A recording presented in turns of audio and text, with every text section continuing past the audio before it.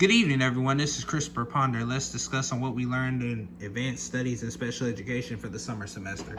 Starting with Module 1, the main focuses of Module 1 is that we covered how to recognize and identify students with learning disabilities and behavioral problems, the use of response to intervention model, and the multi-tiered system of supports in MTSS.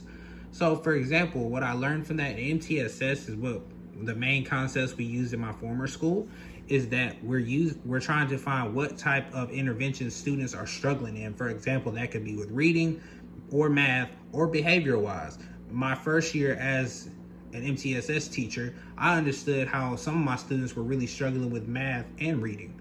So there were times that I had to put them in a small group. There were times that I had to put them in a one-on-one position with me. So I actually sat down with them and actually broke down concepts that they were still struggling with.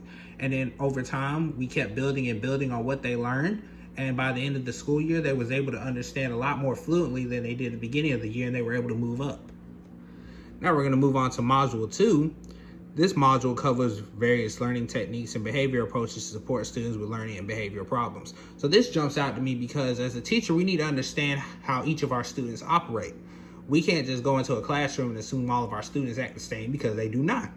So the main thing we have to understand is we have to sit down and actually observe our students and see how they act when they're by themselves, when they're with their friends, when they're in a classroom full of students, when they're outside of recess or in the cafeteria having lunch. We have to understand that because that way, when we understand that, we'll be able to understand how to teach them better. Now we're gonna move on to Module 3.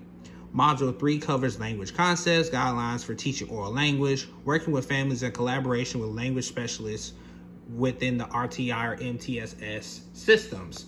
So in this module was mainly about understanding how we're collaborating with our families. We need to let them know what is going on with our students, especially if they're in the special ed department, because when we have that constant communication with those parents, it'll make our job a lot less stressful and a lot more easier for the teacher, the parent, and administrators, and also the students, because the students come before anything that we do in our classrooms. Then we're going to go over to Module 4. We introduced the concepts of reading instruction, which include phonemic awareness, letter sound correspondence, and phonics, decoding strategies, and approaches to code instruction. Now, for me as an elementary teacher in the middle grades, these are concepts that I was not really taught or I did not have to teach at the time. But learning throughout this module, I understand that once we get these basic concepts down with our students, it'll make understanding the use of language and phonics a lot more understanding for them, and they'll be able to write, they'll be able to understand how to make certain sounds, they'll understand how to read certain passages in the stories and understand different types of comprehension, which we're going to move on down now to Module 5.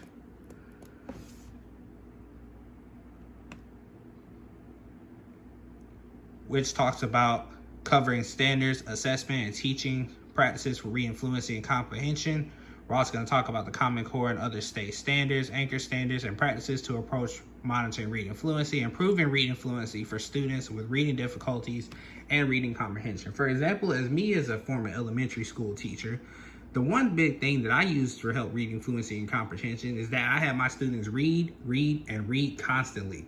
There were times that I allowed them to read, so I'll be able to understand how they're actually learning how to read. And then we also go to the point of their students that I may have to pull into a small group, and I'll be able to have to work with them one-on-one to help better understand their reading fluency and comprehension. And the one thing I understand in elementary is that most students, they understand how to read. It's just taking what they've read and put it into understanding. Like they read The Cat in the House. Now we need to understand why the cat went in the house in the first place. Now we're going to move on to Module 6. Focuses on effective assessment and instructional practices for reading, writing, and handwriting. Since COVID, this is a strategy that we haven't really used a lot of. A lot of teachers, including myself personally, have kind of veered away from spelling tests because, of course, students, they know how to spell.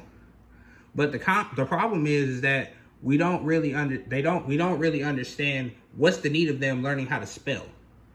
And also understanding with handwriting, if they can read it, they can write it. If they write it, they'll be able to read it. Now we're going to move on to Module 7, which focused on content area, vocabulary, and study skills. That's kind of being back to Module 5 in some sort of sense. when we're in the classroom, we have those different vocabulary words. Our main focus for our students is that we also not only have them understand the vocabulary, but we also want them to be able to connect it to the real world experiences around them today. And then lastly, with Module 8, it covers various topics in math instruction and assessment, including factors that influence math success, progress monitoring, assessment, and fundamental concepts students need to progress in math. So for special ed students, this is a concept that a lot of them struggle at, in my opinion. There are times that I had those students sit with me in a small group, and I was able to break down fundamentals for them with mathematics, which include the use of manipulatives, the use of various activities on a website using technology. And then there were times that I also broke down with them in real life touching experiences where they were able to use actual things that are found in everyday life to help connect with multiplication problems. And that strategy really helped them understand how math is related to today's society.